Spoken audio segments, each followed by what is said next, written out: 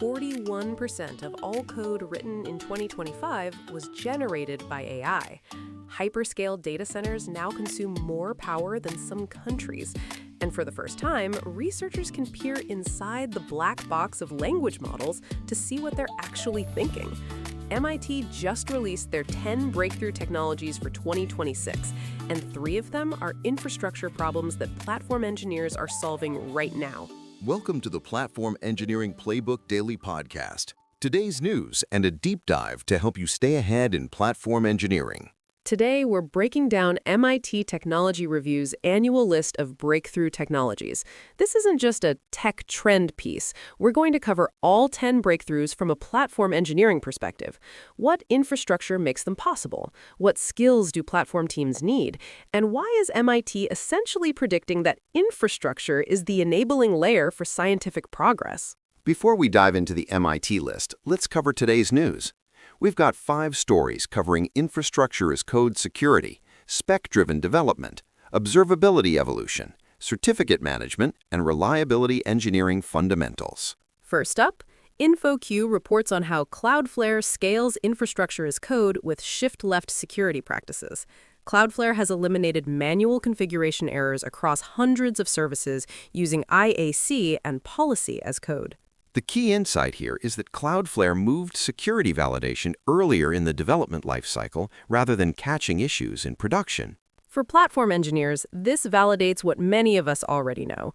Shift-left security isn't just about scanning code. It's about building guardrails into your infrastructure provisioning workflow. Policy as code tools like Open Policy Agent or Checkoff catch misconfigurations before they ever reach your cloud environment. Cloudflare's scale, hundreds of services, makes this pattern essential, not optional. Second, InfoQ has an article on spec-driven development subtitled When Architecture Becomes Executable. This is a new approach where specifications drive implementation rather than the other way around. Think of it as taking your API contracts, your schema definitions, your architecture decision records, and making them the source of truth that generates actual infrastructure. This connects directly to internal developer platforms. If your golden paths are defined as specs, then spec-driven development lets you generate the boilerplate, the scaffolding, even the basic implementation from those specs. Platform teams defining clear API contracts aren't just documenting. They're potentially automating large portions of the implementation. Third, InfoQ covers AWS CloudWatch evolving into a unified observability platform with Apache Iceberg support. AWS has expanded CloudWatch to unify log management across organizations. The Iceberg table format is particularly interesting here. It's an open standard that makes your telemetry data queryable and interoperable. For platform engineers running observability stacks, this is significant. Iceberg means your CloudWatch logs aren't locked in a proprietary format. You can query them with standard tools, join them with other data sources, and avoid vendor lock-in on your observability data. The unification aspect also matters. Fragmented logging across accounts and services is a real operational pain point. Fourth, a blog post from the University of Toronto with the title Expiry Times Are Dangerous explores SSL certificate failures. The author analyzes several high-profile outages caused by expired certificates and argues that expiration-based security has fundamental problems. Certificates expire, humans forget, automation fails, and then production goes down. The takeaway for platform teams is automate your certificate lifecycle. Tools like Cert Manager in Kubernetes or ACM clients for Let's Encrypt should handle renewal automatically. If you're still manually tracking certificate expiration dates in a spreadsheet, that's technical debt with a countdown timer. Every expired certificate outage was preventable with proper automation. Fifth, a blog post on resilience versus fault tolerance clarifies terms that often get confused.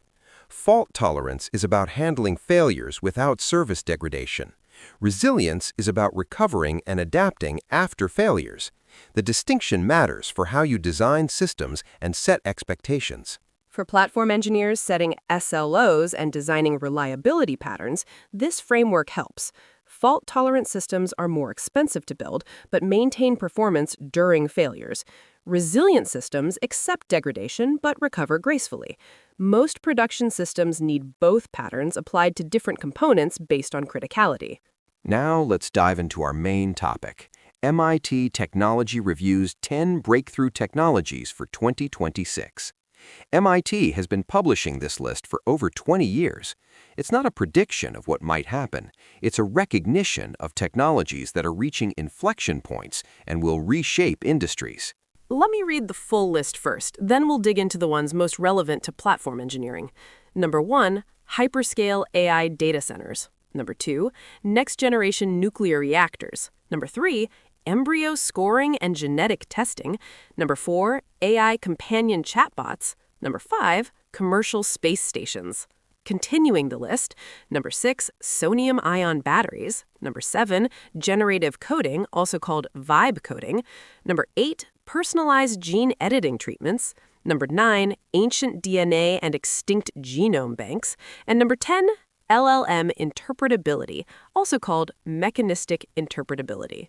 Looking at this list through a platform engineering lens, something interesting emerges.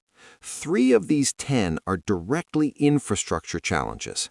Hyperscale data centers, vibe coding, and LLM interpretability are problems we're solving right now.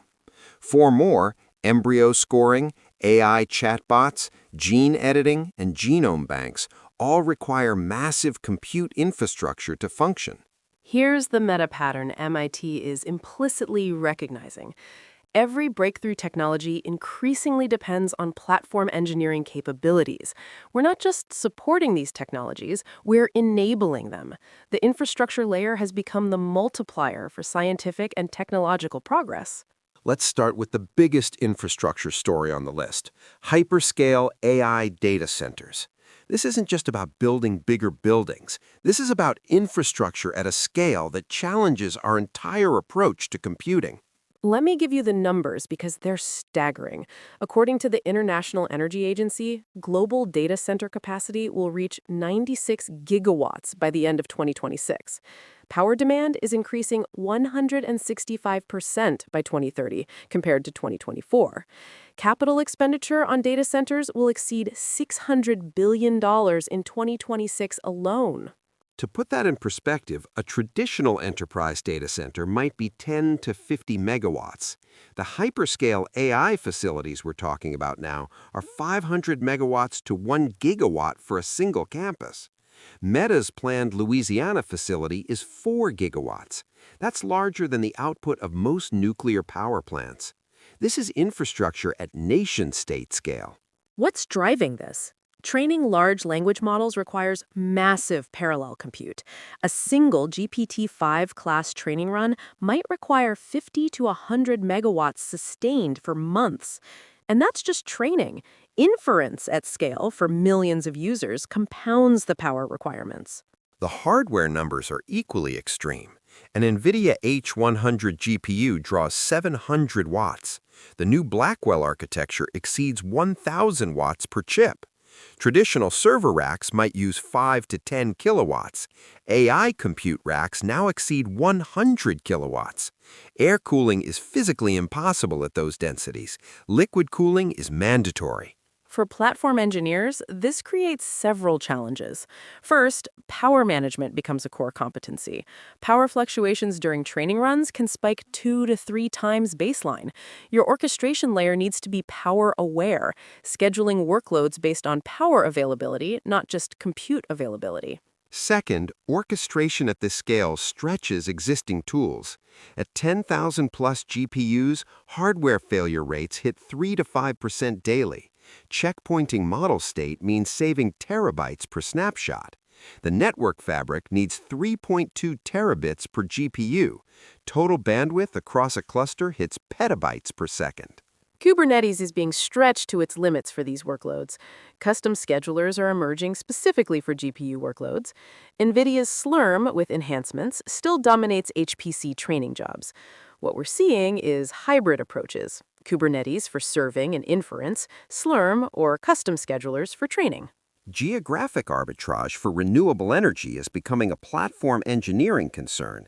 Companies are building facilities where renewable energy is abundant and cheap. Iceland, northern Sweden, Quebec. Your deployment architecture might need to account for carbon zero compute regions and sustainability requirements. The skills platform engineers need for hyperscale AI include HPC fundamentals, advanced networking, especially RDMA and InfiniBand, power and cooling awareness, and specialized schedulers beyond standard Kubernetes. This is where infrastructure meets physics. Let's move to the second major breakthrough that's directly platform engineering, generative coding or vibe coding. The numbers here are transformative.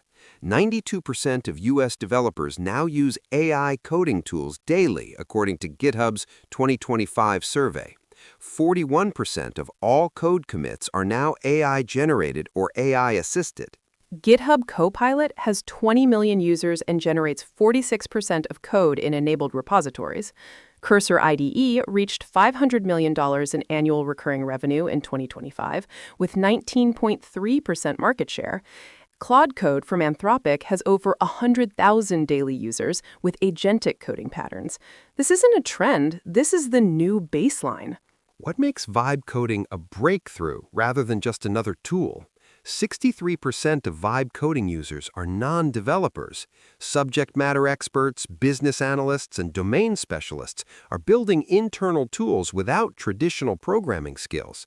This is democratization of software creation, and it changes what platform engineers need to provide. For platform teams, this creates both opportunities and responsibilities. The opportunity is enabling citizen development at scale. The responsibility is building guardrails so that AI-generated code doesn't become a security or reliability liability. Let's talk about what platform engineers need to build. First, guardrails for generated code. Policy as code to validate AI outputs before deployment. Automated security scanning in CI/CD because code was vibed doesn't mean it was reviewed. Sandboxed execution environments for testing AI-generated code, and dependency management for AI-suggested packages to manage supply chain risk. Second, your internal developer platform needs to be AI-friendly. Golden paths that AI coding assistants can follow. API documentation that LLMs can consume and reason about. Test suites that provide feedback loops for generation, and self-service infrastructure that non-developers can trigger safely. Third, you need infrastructure to host AI coding tools themselves. Model inference at IDE latency means under 200 milliseconds for suggestions. Context management, including codebase indexing and embeddings. Streaming responses for real-time completions. And caching strategies for repeated patterns. The skills gap is real. Platform engineers now need to understand LLM context windows and limitations, prompt engineering for infrastructure as code, evaluating AI-generated Terraform or Kubernetes manifests, and building observability for AI-assisted deployments. If you can't tell whether a deployment was human-coded or AI-coded, your observability is incomplete. Here's a concrete example. An AI coding assistant might generate a Kubernetes manifest that technically works, but violates your organization's security policies. No resource limits, root container, privileged mode enabled. Your platform needs to catch this before it reaches the cluster, whether a human or AI wrote it. The third breakthrough that's directly platform engineering is LLM interpretability, also called mechanistic interpretability. This might sound like pure research, but it has immediate infrastructure implications. The problem is this. LLMs are black boxes. We can see inputs and outputs, but not the reasoning in between. For production AI systems, this creates real problems. How do you debug unexpected behavior? How do you comply with regulations like the EU AI Act that mandate explainability? How do you build trust when you can't explain decisions? MIT's stated goal is that by 2027, quote, interpretability can reliably detect most model problems, end quote. This is ambitious. We're moving from models being opaque to models being inspectable. Anthropic has pioneered a breakthrough approach using sparse autoencoders. The technique identifies features in model layers that map to human interpretable concepts. Early research found thousands of features. They've now scaled to millions. And crucially, you can do causal intervention, modify a feature, and observe how behavior changes. For platform engineers, this creates new infrastructure requirements. Observability for AI systems needs to evolve beyond traditional metrics. Latency and throughput are not enough. You need feature activation monitoring, drift detection at the semantic level, not just statistical, explanation logging for compliance and debugging. The deployment patterns also change. Interpretability adds latency. You need to decide when it's worth the cost. Hybrid approaches with fast inference plus async interpretation are emerging. A/B testing with explainability enabled versus disabled. Canary deployments with semantic guards that detect when model behavior drifts outside acceptable boundaries. What should platform engineers prepare for? New telemetry types, including feature vectors and activation patterns, storage requirements for interpretability artifacts, integration with existing observability stacks, and ML pipeline extensions for interpretation steps. Let me give you the skills framework that emerges from this MIT list. First, HPC and specialized compute orchestration, GPU scheduling, Slurm, RDMA networking, InfiniBand fabrics. If you're in the AI infrastructure space, these are table stakes. Second, AI native platform engineering. Understanding LLM behavior, building guardrails for AI-generated code, AI-friendly API documentation, and observability that captures semantic behavior, not just traditional metrics. Third, power and sustainability awareness, carbon zero compute regions, power-aware scheduling, renewable energy arbitrage. This used to be facilities management. Now it's platform engineering. Fourth, edge and distributed computing. From orbital edge to on-device inference, the compute topology is getting more complex. Latency-optimized deployment, geographic placement, offline-capable architectures. Fifth, compliance and interpretability infrastructure. EU AO Act compliance, HIPAA for healthcare AI, explanation logging, semantic drift detection. Regulatory requirements are driving infrastructure requirements. Let's talk about what this means for platform engineering as a profession. MIT's list is essentially saying that infrastructure has become the rate limiter for scientific and technological progress. The breakthroughs aren't waiting on algorithms. They're waiting on compute, power, and orchestration capabilities. This is both validating and challenging. Validating because it confirms that platform engineering is at the center of technological progress. Challenging because the scope of what we need to know keeps expanding. The response isn't to try to learn everything. It's to understand the patterns. Every breakthrough has compute requirements. Every breakthrough has orchestration challenges. Every breakthrough has observability needs. The specific technologies change. The infrastructure patterns are consistent. Here's what you can do this week. First, if you're not using AI coding tools, start. 92% of developers are. The question isn't whether to adopt, it's whether your platform can safely support AI-assisted development. Second, audit your infrastructure for AI readiness. Can your CI/CD pipeline catch problematic AI-generated code? Is your documentation AI consumable? Do you have guardrails for automated infrastructure changes? Third, understand your power and carbon footprint. As compute scales, power becomes a first-class infrastructure concern. If you don't know your workload's energy consumption, that's a gap worth filling. Fourth, explore interpretability tools even if you're not building LLMs. Understanding how to observe and debug AI systems will be a core platform engineering skill. Anthropic's research papers are accessible. Libraries like Transformer Lens let you experiment hands-on. To close, MIT's 10 Breakthrough Technologies for 2026 tells a clear story. Infrastructure is the enabling layer for progress. Platform engineers aren't just supporting technology breakthroughs, we're making them possible. The hyperscale data center problem is a platform engineering problem. The Vibe coding opportunity requires platform engineering guardrails.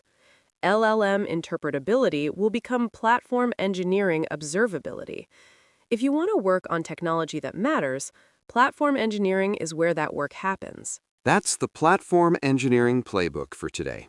We covered MIT's 10 breakthrough technologies, the infrastructure challenges behind hyperscale AI, the transformation of software development through vibe coding, and the emerging field of LLM interpretability. Platform engineers are building the foundation for what comes next. Check the show notes for links to the MIT Technology Review List, the IEA Data Center Power Statistics, Anthropic's Interpretability Research, and the news articles we covered today. The infrastructure layer is where breakthroughs become possible.